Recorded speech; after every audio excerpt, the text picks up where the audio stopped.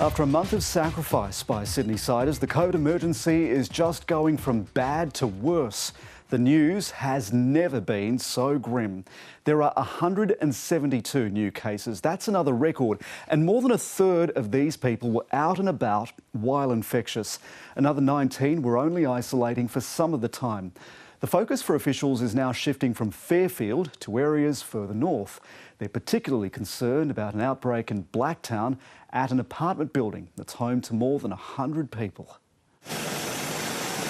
Even in a city gripped by COVID, they never imagined the emergency would arrive on their doorstep. So it was a bit scary and shocking. Police guard the Blacktown building.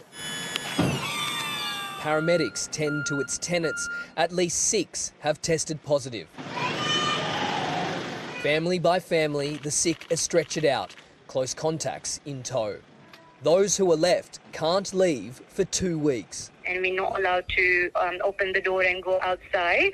They'll be swabbed regularly, essentials delivered. I'm supportive of the police presence. It shouldn't be seen as anything more than what it is, looking after each other in our community. But that community is already hurting. I am worried about my kids. My wife also is not happy. Very hard to. It's a challenge time, I think, my time. Just an hour after residents were warned there were COVID cases inside the building, the fire alarm went off, forcing an evacuation. Some tenants now fear that could have spread the virus throughout the complex. The outbreak began a suburb over at a family gathering in Pendle Hills. One resident telling the ABC he attended his cousin's funeral. We'll allow New South Wales Health to continue with their work to ensure that they can do the very best they can around close contacts and the like, and then police will move in after that to take whatever action they think is necessary. The health department is dealing with another growing cluster in one of its own buildings. At Liverpool Hospital, 12 people are now positive, including nurses who worked on the geriatric and vascular wards. It's a very concerning situation, but the local health district is onto it. They're working very closely with the staff and the patients to make sure that patients are diagnosed early and that contacts are identified and put in lockdown. A dozen families are hoping that will be enough. Cameron Gock, ABC News, Sydney. The Delta strain is particularly hitting young Sydneysiders. There have now been almost 2,400 cases since the start of this outbreak. Almost 2/3 are under the age of 40. As the outbreak grows, so too does the number of people in hospital. 169 are in COVID wards. Of those, 46 are in intensive care and 19 need a ventilator to breathe. Kathleen Calderwood is live for us in Fairfield tonight. And Kathleen, the list of exposure sites just keeps growing. Jeremy, the Fairfield District Medical Centre behind me has been listed as a close contact exposure site for 2 full days on the 16th and 19th of July. And there's also been a short exposure period at the Campsie Family Medical Centre. Now, we've unfortunately learned that the Exodus Foundation at Ashfield has had a positive case. They, of course, give free meals to the homeless and others in need. And they're now considered an exposure site for lunchtimes from Tuesday to Friday last week. I spoke to Reverend Bill Cruz just a little while ago, who runs that restaurant, and he told me that the guests there actually had their first vaccinations about a fortnight ago, and they'll be having testing on site for the rest of the week. Kathleen Calderwood, thank you. Let's bring in state political reporter Ashley Raper. Ashley, the Premier's getting to reveal what life will look like beyond Friday. Yes, Jeremy. The Premier and her crisis cabinet have spent the past 2 days putting together a plan, a roadmap, they're calling it, for what life will look like beyond Friday. For workers, the plan is likely to include rapid antigen testing for those carrying out essential work. Now, this is an extension of the surveillance testing that's been happening for workers in southwestern Sydney. But with these rapid antigen tests, they really have a much quicker turnaround, so they'll give a good indication whether a person is infectious before they step onto a construction site or start their shift at a hospital ward.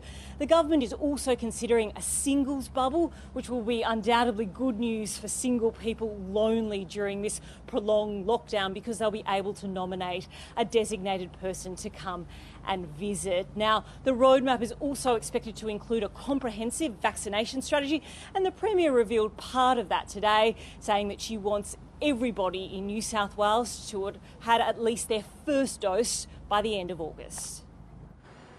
Sydneysiders have plenty of questions about the lockdown, especially as the number of cases just keeps going up. Are they where we want them to be to lift the lockdown? They're not. Are they where we'd like them to be in certain parts of Sydney? They're not. Cases are climbing in Western Sydney, but there's still concern for the southwest. In particular, Campsie Centre Shopping Mall, where there are fears the virus was spreading over an 11-day period from Wednesday the 14th of July. It's really concerning that we have so many people for such a long period of time that would have visited that centre that now need to isolate and get tested. Over time, it was clear that a number of cases had visited the shopping centre there, and there was transmission identified in a number of shops. There has also been transmission linked to Disability Day programs, and now they've been shut down in Greater Sydney for 2 weeks. Stopping the spread of the virus is still proving problematic.